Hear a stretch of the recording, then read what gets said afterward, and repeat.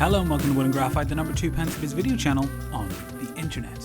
One of the things I love best is going into charity shops or thrift stores, and I wish I could find more pencils there. Unfortunately, pencils seem to be one of those things that people either throw in the bin or they stick in a pencil pot in the house. They don't tend to donate them because they seem worthless or too small and no one will want them, so they don't really ever make it into thrift stores. But yesterday I was having a look and I find this. This is a 1965 edition of Cluedo, the board game. Very, very popular here in England. I'm not sure if you have it in the States, but essentially a murder mystery type deal. Now this cost me £1.50p, which is like $3, I guess. It's not very much at all.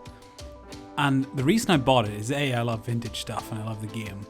But I was like, I wonder if there's anywhere that's going to have old pencils in a charity shop. Surely it is in a board game.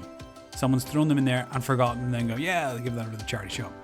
So I opened it up and lo and behold, inside are 2 vintage pencils. Now, as always, dating vintage pencils is a tricky business, but I think I've got some information on both of these. The first one is a Venus Streamline in HB. It was made in England. It's got this weird plasticky feel to it. It's never been sharpened, so that's the factory sharpen on it. And I think it was made by the Venus Pen and Pencil Company. And going by the dates I can find, it's probably somewhere close to the Cluedo box, which is 1965.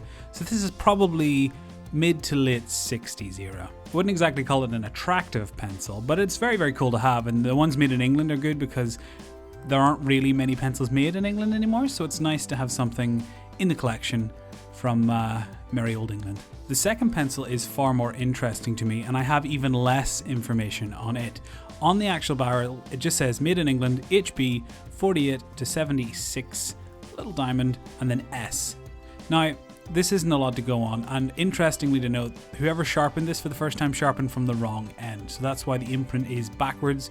They've sharpened from the back, which is why we're only left with this S. I think it is SO, which is Stationery Office for Her Majesty's Stationery Office. So I think I found some online that are World War II pencils, and they're very, very similar in the branding to this, although they didn't ink them, so it was just like an impression. So I think this might be maybe 50s, maybe earlier, but certainly during or post World War II. So this one's old, and it's a round pencil, and it's actually quite nice to write with, surprisingly, given that it's older than my parents. And as a little deal sweetener, the board game is actually complete as well. It's 1965. All the pieces are there, all the cards, all the game pieces, all the murder weapons. It's all there. So we can actually play this game, which is really good because we were talking about getting more board games, so it's kind of good timing. So there you go, a nice little tidbit of information. I will certainly be checking all of the board games I can find now in thrift shops and charity shops, because even if the board game's complete, they don't usually charge very much at all, and if you find 1 or 2 interesting vintage pencils in there, then it just makes it all the sweeter. Now, these pencils probably never would have been found had I not gone looking for them. They probably would have been bought by somebody who wanted the game, and then they would go, oh, junk pencils, throw them in a pencil pot, or worse, bin them. So I'm very, very glad I managed to get my hands on these. These will now be kept and looked at and shared with you fine folks on the internet. So it's nice that they're not being destroyed. So there we have it. If you want more vintage pencils, go start raiding the thrift shops for old board games.